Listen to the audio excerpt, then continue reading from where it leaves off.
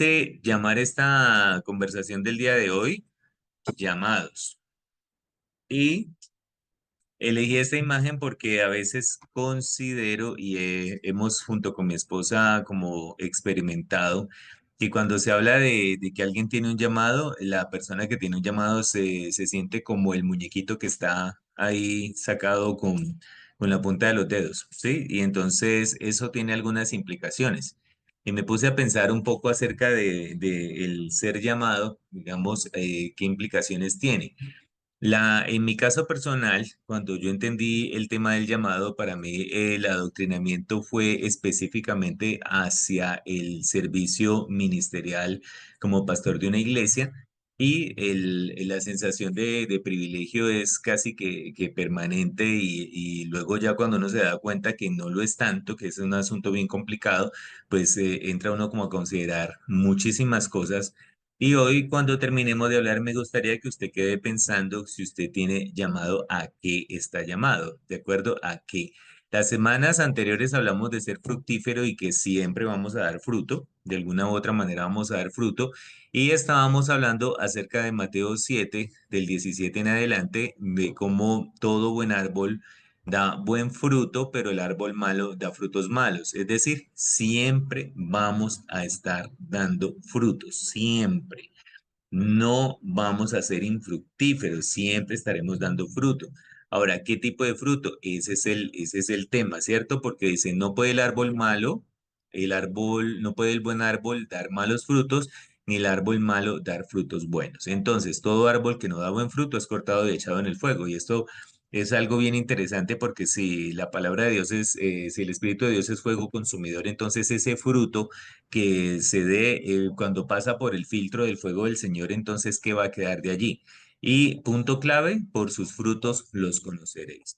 Es una de las expresiones que desde que yo tengo memoria de haber reconocido a Jesucristo como Señor y Salvador en las iglesias se utiliza demasiado, es decir, con frecuencia. Y hay ocasiones en las que me puso a mí a pensar de cuál es la posibilidad que yo tengo de evaluar el fruto que da una persona que promulga la palabra del Señor. Si yo escucho a alguien decir, muéstrame si he sido un mal cónyuge, yo diría, oh Dios mío, o sea, conociendo la historia, ¿no? Conociendo la historia, entonces como que yo mismo diría, pero ¿cómo esa pregunta? Por lo que conozco, pero entonces yo no conozco la profundidad del corazón de ningún ser humano en esta tierra. Como persona que soy, indudablemente yo he ido entendiendo con el trasegar de los años que no hay forma de evaluar la calidad del fruto con los ojos humanos. Es muy complejo y cuando estudiábamos la semana pasada los mensajes a las 7 iglesias de manera resumida, pues es muy poco probable que ciertos estándares que el sector religioso maneja para llamar a algunos comportamientos como avivamientos, como multiplicaciones, como la gran pesca, y entonces decir esto es gran fruto, pues no sé, o sea, es muy, muy complicado. Decíamos que realmente podemos ser fructíferos, porque si el primer llamado es a dar frutos, sí podemos serlo. Y hablábamos acerca de que siempre estaremos dando fruto, que el fruto de nuestra fe será evidente, sobre todo en la manera que tratamos a otras personas. Eso es como un reflejo. El trato a los demás es el reflejo del filtro que usamos para limpiar nuestro interior, porque habíamos estado estudiando de cómo Jesucristo exhorta a cierto sector religioso de no estar tan enfocado en lo externo. Le decía que limpian lo de fuera del vaso, pero por dentro están sucios. El desafío es llegar a entender a la oveja engordada que pretende hacernos tropezar. Generalmente veíamos que la oveja engordada es la que anda mirando como la calidad del fruto alrededor sin mirar el fruto interior. Entonces, ¿cuál es el fruto evidente? El amor. Amor a Dios y a quienes nos rodean. Ese es el fruto evidente del cual nosotros podemos estar atentos cuando se desarrolla ese amor. Entonces, hoy vamos a iniciar con Mateo 7, que es un capítulo que da muchísimo, muchísimo aprendizaje para quienes lo estudiemos una vez, dos, tres, todas las veces que sean necesarias. Y entonces, en este capítulo nosotros vamos a estudiar varios aspectos, como por ejemplo el no juzgar. Dice, no juzguéis para que no seáis juzgados, porque con el juicio con que juzgáis seréis juzgados y con la medida con que medís os será medido. ¿Y por qué miras la paja que está en el ojo de tu hermano y no echas de ver la viga que está en tu propio ojo? ¿O cómo dirás a tu hermano, déjame sacar la paja de tu ojo y he aquí la viga en el ojo tuyo? Hipócrita, saca primero la viga de tu propio ojo y entonces verás bien para sacar la paja del ojo de tu hermano. Si el fruto evidente de una relación con Dios es el amor a los demás, entonces en el momento en que Jesucristo utiliza estas expresiones de no juzgar, ¿cierto? Es como importante de reconsiderar cuál es la motivación que me lleva a mí a evaluar la vida de otro, el resultado de otro, no sé, o sea, cuál es esa motivación. Entonces, con el juicio con que juzgáis, seréis juzgados. Entonces, nosotros podemos, si miramos que el amor a Dios y el amor a las personas es la ley y los profetas, entonces, el acercamiento a cualquier persona, ¿bajo qué criterio es el que utilizamos para tener ese acercamiento, ya sea para confrontar, para darle una sugerencia, un consejo, ¿cierto? Y el estándar que utiliza aquí Jesucristo es, ojo, porque cuando usted mira la paja en otra persona es porque usted tiene una viga adentro. Mucho cuidado. O sea, creo que el primer síntoma de que alguien me desagrade es que muy seguramente yo estoy viéndome es en un espejo, pero en un espejo de aumento, ¿sí? En un espejo de aumento porque, digamos, yo soy el que tiene el problema. Entonces, primero hay que sacar la viga de su propio ojo. Acuérdese. ¿Por qué limpian lo externo y no limpian lo interno? Entonces, primero límpiese para poder tener una perspectiva indicada. Es decir, creo que cuando uno hace, digamos, limpiezas, así sea, digamos, de la casa, entonces uno puede ver su apartamento organizado, pero cuando se dedica a hacer una limpieza, encuentra vainas que están escondidas y ciertas infecciones, bueno, cosas yo creo que es el mismo proceso. Entonces, ¿qué ocurre? Cuando ya yo he tenido todo el proceso de limpiar y me puedo ver un espacio limpio, entonces, ¿qué encuentro? Me encuentro cansado, me encuentro con ganas de incluso de darme un baño, bueno, lo que sea que hace una persona cuando hace limpieza, digamos, física de un lugar. Entonces, que ahí es donde la persona realmente podría considerar cómo es que se le ayuda a otro a hacer esa limpieza. Y entonces, considerando que va a terminar cansado, que es un esfuerzo bastante fuerte y todo, y ahí es donde ya disminuye mi actitud de andarle juzgando al otro su vida. Primer aspecto del llamado, llamados a tener cuidado. Creo que, como les decía al inicio de la charla, cuando a mí alguien me decía, mira, yo creo que tú tienes llamado para servir al Señor, y dije, no, ¿qué tal me andan poniendo a servir al Señor? Entonces, cuando yo ya entendí el llamado del Señor al servicio ministerial, que es como lo específico del caso, pues yo entendí como un privilegio, ¿cómo va a ser posible que Dios llame a alguien como yo con este perfil a tener un servicio ministerial? Pero en este caso, todos tenemos llamado a, primero que todo, aquí, con base en esto, a tener cuidado. Importante considerar la medida que usamos para interpretar el mundo. Hay que evaluar esto. El mundo siempre estará cambiando. Yo no considero que el mundo se esté renovando, es decir, ojo, bajo la perspectiva de los estándares terrenales, considerar que el mundo se está renovando, en mi caso personal me es difícil entenderlo así porque el mundo siempre está es como contradiciendo lo que antes dijo. Entonces, en la sociedad terrenal, lo que durante un tiempo fue sí, luego empieza a ser no. Sí, durante lo que un tiempo fue justo, después empieza a ser injusto. Entonces, hablaba ayer con uno de mis hijos, yo le decía, es que el conocimiento es algo muy, muy peligroso, muy riesgoso, el conocimiento terrenal, porque si una persona o una generación empieza a vivir conforme al conocimiento del momento, luego les llega una confusión tremenda. O sea, es muy difícil establecer los parámetros terrenales como norma de vida porque eso te va a llevar a una frustración constante, permanente, una frustración real. O sea, los parámetros de vida de hace muchos años, digamos, cuando hace, qué sé yo, no sé si mucho, 40 años o 30, no sé, ¿cuándo se escuchaba hablar de los ninis, personas que ni estudian ni trabajan? ¿Cuándo? O sea, eso no era factible en ningún sistema de crianza, ¿ves? Porque en toda familia era prioritario que hubiese ese tipo de aspecto de, bueno, voy a desarrollar un proyecto de vida propio.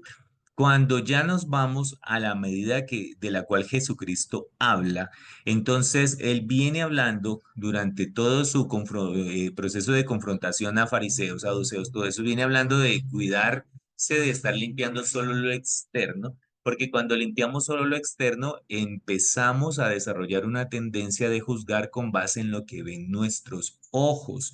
Y entonces yo empiezo a mirar los historia del cristianismo, como la iglesia cuando era primitiva, su prioridad era que la iglesia creciera y la iglesia estuviera provista. Y mucha gente tomó decisiones impresionantes en el libro de los Hechos para que la iglesia tuviera provisión, porque pues el sistema financiero del pueblo hebreo, de donde proviene la fe cristiana, era un sistema financiero basado en diezmos, limosnas, primicias y un montón de fiestas y aportes que el pueblo hebreo hacía de manera acorde a lo que la ley les establecía. Cuando la iglesia aparece, entonces ya el sistema financiero de la iglesia es un nuevo proceso y vienen todos ellos a tener diferentes decisiones muy determinantes para que la iglesia tuviera una provisión.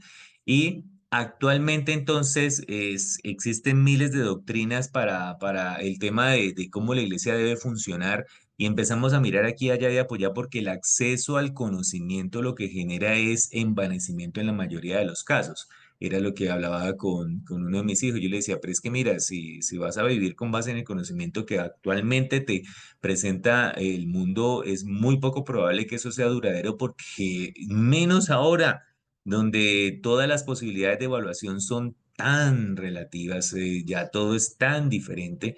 Y vamos ahorita con lo de Jesucristo, y Jesucristo quiere conectar el estándar desde lo interior, para que desde lo interior los ojos puedan ver mejor, desde lo interior. Entonces dice, podrás ver bien. O sea, si te limpias internamente, podrás ver bien. Es muy curioso porque dice, entonces podrás ver bien. Y allí lo que nosotros nos damos cuenta es que estamos inhabilitados para juzgar. Es algo especial, me encanta. O sea, cuando ya, entonces, porque qué es lo que ocurre con el ambiente, digamos, cristiano en la mayoría de los casos? Como ya tienes tantos certificados de desarrollo teológico, como has estudiado y llevas tanto tiempo, y como dedicas a la oración tantas horas y dedicas a tales disciplinas tanto tiempo, entonces estás habilitado para juzgar el pecado de otro. Pues resulta que no. O sea, según Jesucristo es, si tú estás limpio por dentro, entonces vas a poder ver bien y te vas a dar cuenta que no puedes juzgar. ¿Estoy siendo claro? Espero que sí. O sea, podrás ver bien. Cuando estoy limpio por dentro, me doy cuenta que el que me limpió fue el Señor. El único que me podía dar en la cabeza por toda mi maldad, no me dio en la cabeza, me limpió, me lavó. Y entonces me lava los ojos y yo, ay, ¿yo quién soy para andarle mirando al otro la paja en su ojo? ¿Qué pasa? Como ya puedo ver bien, entonces me doy cuenta que puedo ser útil en el proceso de limpieza del otro. Por eso Jesucristo dice, podrás ver bien para sacar la paja del ojo de tu hermano. Entonces ya voy a poder ser útil, voy a poder ser instrumento en el proceso de limpieza del otro. No decirle, tienes una paja en el ojo, tienes una paja, es que estás mal en esto, estás mal en lo otro. Entonces, primer llamado, tengamos cuidado. Tengamos cuidado, porque entonces si estamos utilizando la vara qué sé yo, la ley, que la ley incluye lo que es justicia y misericordia según lo que hemos venido estudiando, pero cuando no es con esa gracia que el Señor me permite descubrir mi proceso de limpieza y me ayuda a reconocer que el otro también tiene una lucha, que el otro también está procurando mejorarse internamente, entonces hasta dónde yo estoy dispuesto a ser útil en el proceso de limpieza del otro. Primera característica de lo cual hoy hablamos es tener cuidado. Tener cuidado cuando miramos al lado, cuando miramos alrededor. Entonces, si nosotros estamos en plena certidumbre de creernos capaces de juzgar las intenciones del otro, ahí estamos llamados a tener cuidado, porque seguramente estamos obrando de manera equivocada. En el versículo 6 hay un asunto muy llamativo, y es que dice, no deis lo santo a los perros. Y esto es algo muy curioso, ¿no? Estas expresiones de Jesucristo: no deis lo santo a los perros, ni echéis vuestras perlas delante de los cerdos, no sea que las pisoteen y se vuelvan y os despedacen. Es muy curioso esta expresión. En alguna oportunidad, con un cariño extraño, alguien me dedicó a mí ese versículo, porque me habían dado una delegación ministerial y entonces eso yo no supe si era un insulto o era un estímulo, lo que haya sido, pero entonces siempre he considerado este versículo como de esas perlas que son de eh, difícilmente de hallar en el sentido de que Jesucristo estaba hablando. Y es que aquí hay algo interesante. Entendamos que Jesucristo le está hablando a sus discípulos. Los discípulos vienen de un proceso bastante complicado de ser gobernados por una nación que les permitió ciertos privilegios en el desarrollo de, digamos, de sus ceremonias, de sus celebraciones judías, y años atrás, el pueblo de Israel como tal tuvo que ver con gran tristeza que todos los elementos sagrados de su templo fueron llevados por gente pagana y que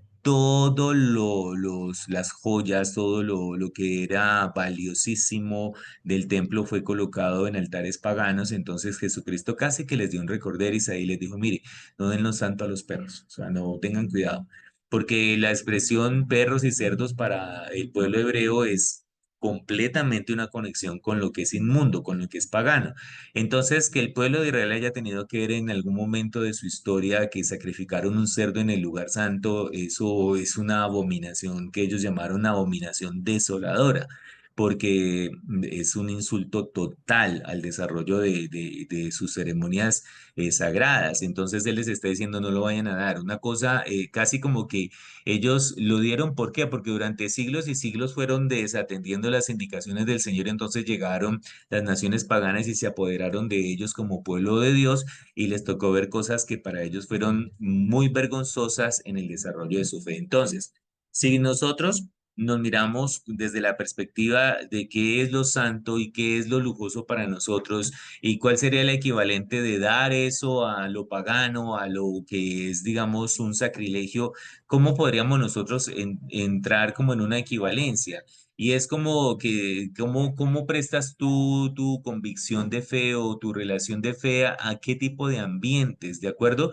¿A qué tipo de ambientes y de qué forma realmente tú estás promulgando una fe que llegue a impactar o una fe que no se deja permear? Ahí fue donde yo me puse a pensar, en una fe que no se deja permear. Porque siempre Claudio utiliza mucho una expresión, ay, es que el ojo no ve sino para afuera, ¿sí? Pero entonces me puse yo a pensar en este versículo, es como cristianos nosotros qué tanto nos dejamos permear, ¿cierto?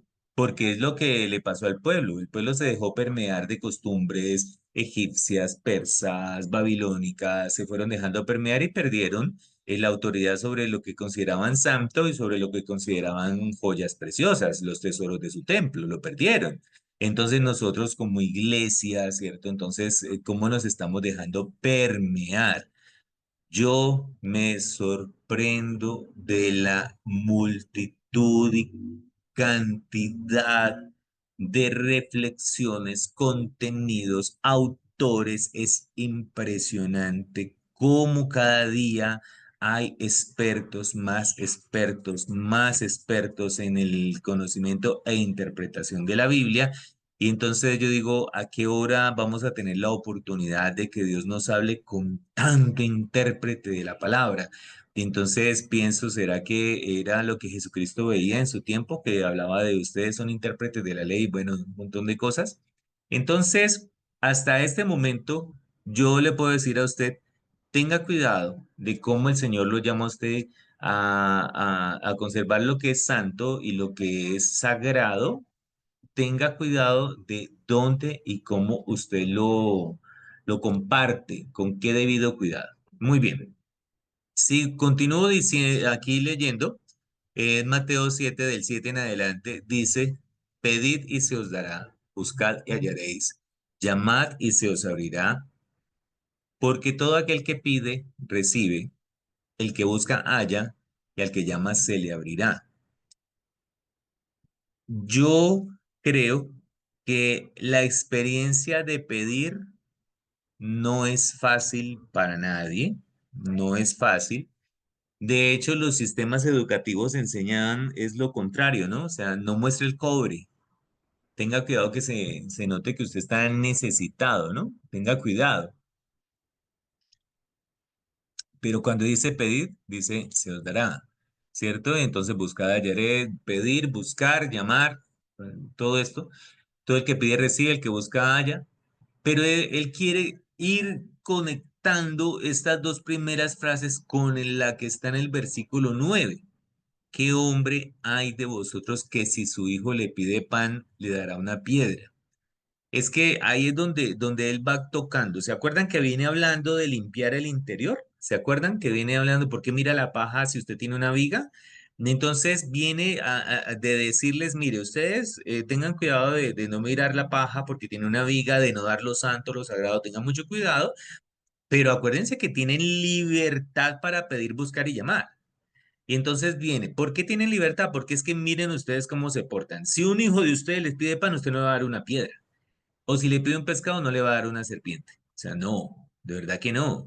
Es cierto, o sea, yo tengo disgustos con mis hijos, pero mi amor por ellos es 1000 veces superior a cualquier piedra que me sacan, y no hablo de la piedra que dice Jesucristo allí. Pues si vosotros, siendo malos, sabéis dar buenas dádivas a vuestros hijos, ¿cuánto más vuestro Padre que está en los cielos dará buenas cosas a los que le pidan? Es como la transición que hace Jesucristo. A mí me parece que de verdad es la demostración, la descripción de cómo actúa el amor del Señor. Que siempre está apuntando al interior, siempre está apuntando al interior. Hola. Y entonces, al interior, ¿por qué? Primero, internamente inhabilitados para juzgar, porque hay mucho que limpiar. Ah, se está limpiando. Ah, bueno, quedaste habilitado para ayudar, ni siquiera para juzgar, sino para ayudar a limpiar al otro. Ahora, ¿por qué puede ayudar? Porque entonces usted tiene camino para pedir, buscar, llamar, porque es que tiene un padre amoroso que es capaz de darle lo que pidan a quienes se los pidan. Entonces, la primera característica, ¿sí? Llamados a tener cuidado, llamados a cuidar lo santo, lo sagrado. Ahora, llamados a pedir, buscar y llamar. Y entonces, ¿qué pasa? Pedir, buscar y llamar en la puerta adecuada. O sea, ahí es donde hay que tener el cuidado. Cuidado, cuidado con lo santo y lo sagrado. Sí, usted está llamado a pedir, buscar y llamar, pero en la puerta adecuada. Estamos llamados a evaluar dónde colocamos nuestras esperanzas. ¿Dónde? ¿Sí? ¿Dónde? Hay que tener cuidado. Yo creo que esto es de las lecciones geniales que Dios nos ha dado a mi esposa y a mí como siervos. Creo que es un error colocar las esperanzas en las puertas terrenales. Es un error. Y entonces, si uno tiene que vivir medio siglo en este mundo para entenderlo, válido ese medio siglo. Válido ese medio siglo. Pero eso lo hablo yo desde la perspectiva de pastor de iglesia, pero el que tiene la esperanza puesta en su presupuesto, en su empresa, en su trabajo, entonces, ¿será que está menos equivocado que nosotros? Aunque las personas tenemos posibilidad de servir de apoyo a los demás, que lo estaba diciendo en el proceso de limpieza, solamente Dios es quien se encuentra 100% disponible todas las veces que recurrimos a Él. Todas las veces, todas las veces. Tenga la plena seguridad que siempre estaremos dispuestos a ayudar, buscar, abrir la puerta una, dos, tres veces, pero llega un momento que como seres humanos decimos, ay, no, qué pereza. Otra vez, siempre ocurre porque somos humanos, porque somos frágiles, porque Jesucristo nos está exhortando a pedir, buscar y llamar, pero en la puerta que es Él. Y entonces seguramente Jesucristo sí, en algún momento puede decir, mira, busca a tal persona. Esto puede ser una oportunidad y hasta ocurre que la persona ya Dios la viene inquietando. Esta mañana Dios me dijo algo y entonces le dije a mi esposa, mira, voy a compartirte algo y, ay, dígame de una vez, yo no, cuando se acabe la reunión. Sí, porque cuando se ora, digamos, hay que tener como la suficiente, qué sé yo, no hay, no, fragilidad, porque digamos es como el Señor inquietando la vida, el corazón siempre hacia esas tres palabras, pedir, buscar, llamar. ¿Pedir a quién? ¿Buscar a quién? ¿Llamar a quién? Alguien puede decir, yo solamente le pido a Dios, solamente. De pronto un día Dios usted en oración te puede decir, mira, ve y busca a fulano de tal, ¿ya? Porque eso puede pasar. Muy bien. En Mateo 7, continuando la lectura, dice, así que todas las cosas que queráis que los hombres hagan con vosotros, así también haced vosotros con ellos, porque esto es la ley y los profetas. Y a mí me encanta esto, para mí esto es como una oxigenación. Yo digo, ay.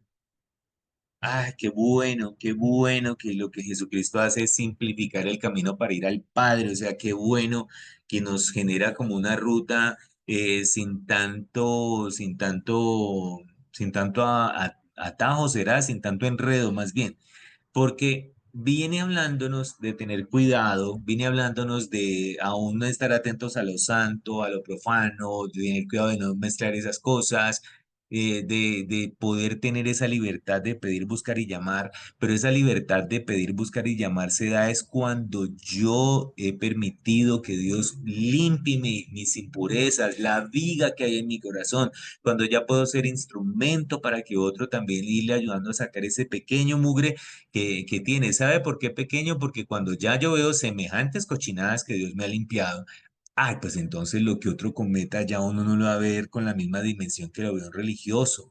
Ya es, ay, ¿qué tal este con las que sale? No, no, porque es que Dios puede limpiar al más pagano de los paganos y transformarlo. Entonces, con esa misma perspectiva, con esa misma libertad de pedir, buscar y llamar, entonces ya empiezo a mirar alrededor y entonces yo digo, ah, caramba, toda persona que está a mi alrededor es digna de buen trato, es digna de respeto, es digna de que Dios en algún momento lo va a tocar y lo va a transformar. Yo me pregunto cuando nos dedicamos a insultar a determinada persona, grupo de personas, a denigrar de determinado sector de la sociedad, ¿qué haremos el día que Dios toque esos corazones y los transforme y ellos de pronto terminen glorificando al Señor y el Señor glorificándose en ellos mucho más profundo y avivados que los que mantenemos, digamos, de evento a evento, de evento en evento religioso? Me pregunto eso, o sea, ¿por qué me lo pregunto? Porque una vez Jesucristo les dijo, mira, les aseguro que hasta las prostitutas y los ladrones van a ir llegar primero al reino de los cielos que todos ustedes. Entonces, si la ley y los profetas están en un buen trato a los demás, y ese buen trato es resultado que permito que Dios me limpie, ese buen trato también es resultado de que permito que Dios me da esa libertad. ¿Cuál permito? Entiendo que Dios me da la libertad de pedir, buscar y llamar. Entiendo que debo tener un cuidado de mis actitudes. Entonces, ¿qué tan cristianos estamos siendo? ¿Qué tan auténticos de verdad estamos siendo? ¿Existe alguna persona en su corazón a la cual cuando usted la menciona, usted considera que esa persona no es digna de respeto? Tengamos cuidado con eso. ¿Cómo es mi trato para con los demás? ¿Cómo es? Entonces, tú puedes tratar muy bien a quienes amas. Claro, eso es lo mínimo, ¿ya? Además, ¿qué es lo mínimo? Es biológico.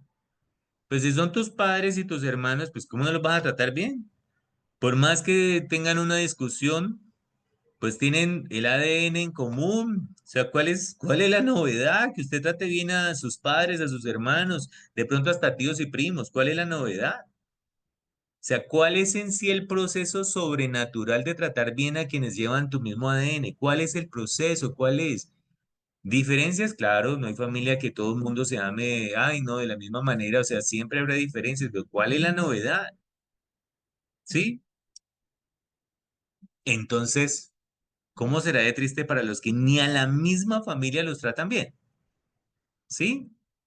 ¿Cuál será? O sea, porque como en alguna oportunidad escuché a alguien hablando tan mal aún de sus familiares en primer grado,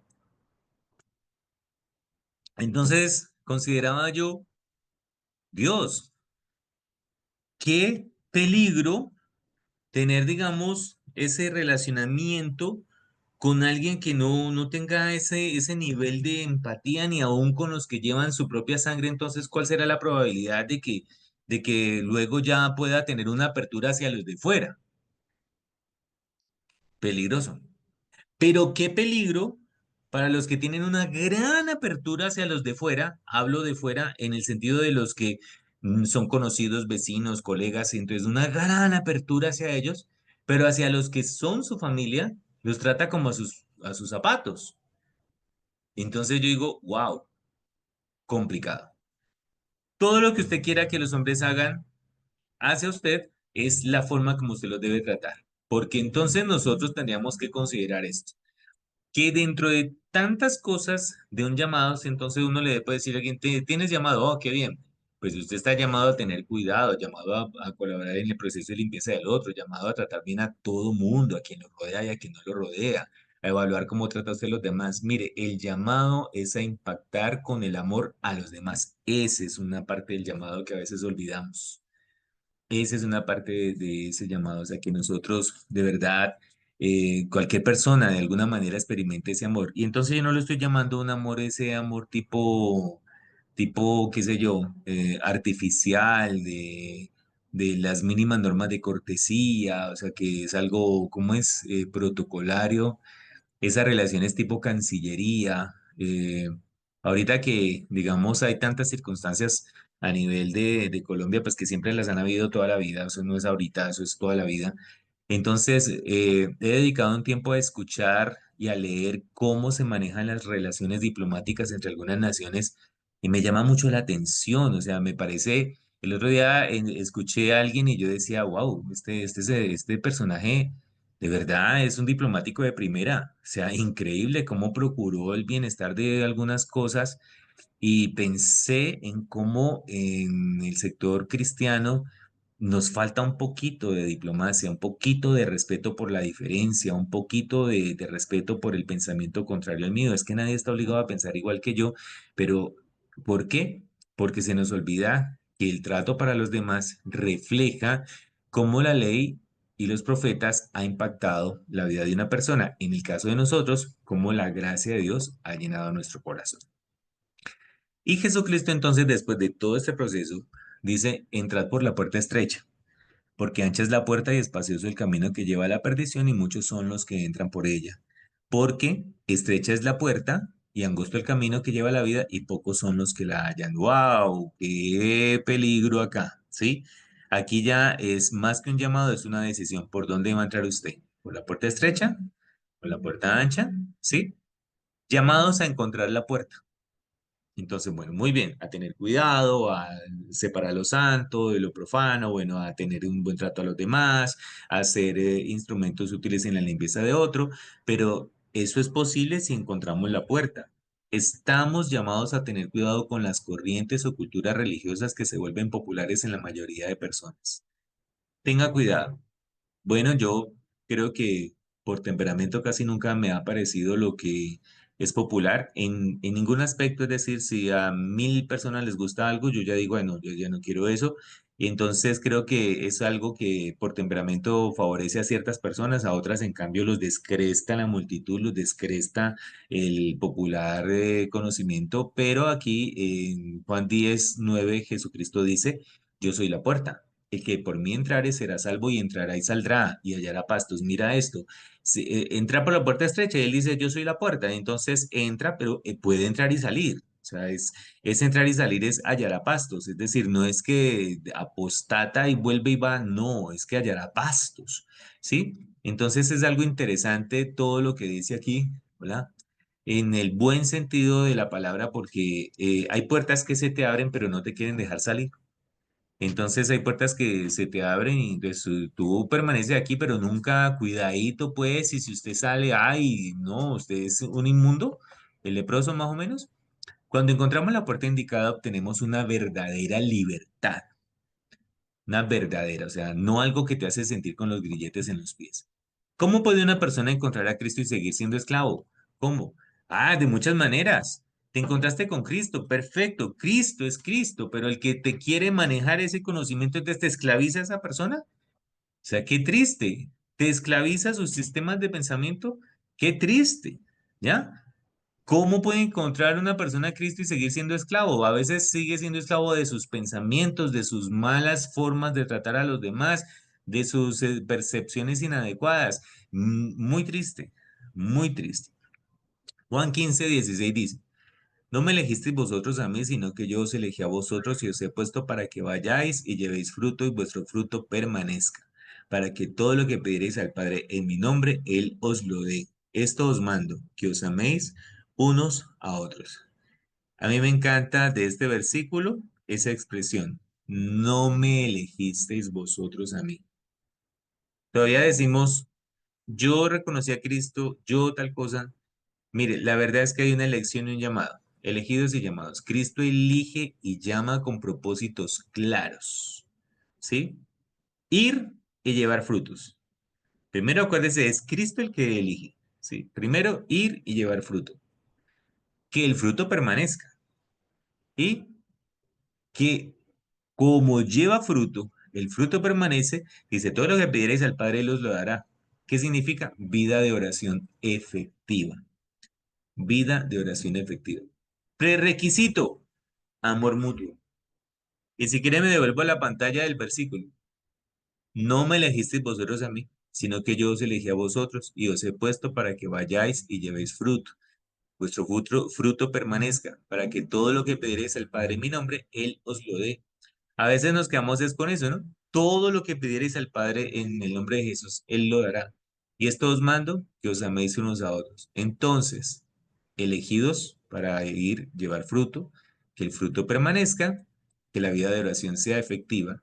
Esos tres, resultado de que amemos a los que nos rodean. Entonces, iglesia, a pensar un poco, ¿qué tan fructíferos somos? ¿Qué tanto somos conscientes de esas particularidades del llamado que Jesucristo nos hace? Y voy terminando con Efesios 2, del 8 al 10, que es un versículo que a mí me encanta. Yo recuerdo iniciando mi vida cristiana cuando me explicaron esto, yo decía, y menos mal, porque por gracia sois salvos por medio de la fe, y esto no de vosotros, pues es don de Dios. Aquí el apóstol entendió dos cosas, el tema de la salvación por gracia que es clave y que aún la fe no es de uno, sino que es don de Dios. Es decir, si usted reconoció a Cristo fue porque Jesucristo lo tocó. ¿Se acuerdan? No me elegisteis vosotros a mí, yo los elegí a vosotros. Entonces Jesucristo lo tocó. La fe es don de Dios.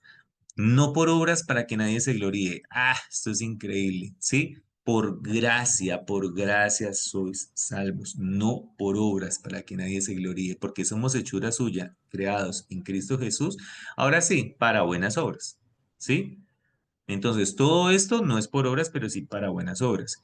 Y ahora, esas obras, ¿qué pasa con ellas? Tienen esta particularidad, las cuales Dios preparó de antemano para que anduviésemos en ellas. De los procesos de oración que nosotros de verdad podemos hacer de manera efectiva es preguntarle al Señor, hoy qué tú quieres que yo haga para que yo lo desarrolle. O sea, ¿qué tú quieres? ¿Qué es lo que tú quieres que yo haga? Y entonces seguramente Dios no le va a mandar un WhatsApp diciéndole, hoy quiero que te levantes a tal hora, que te pongas tal ropa. No, de pronto esas cosas no.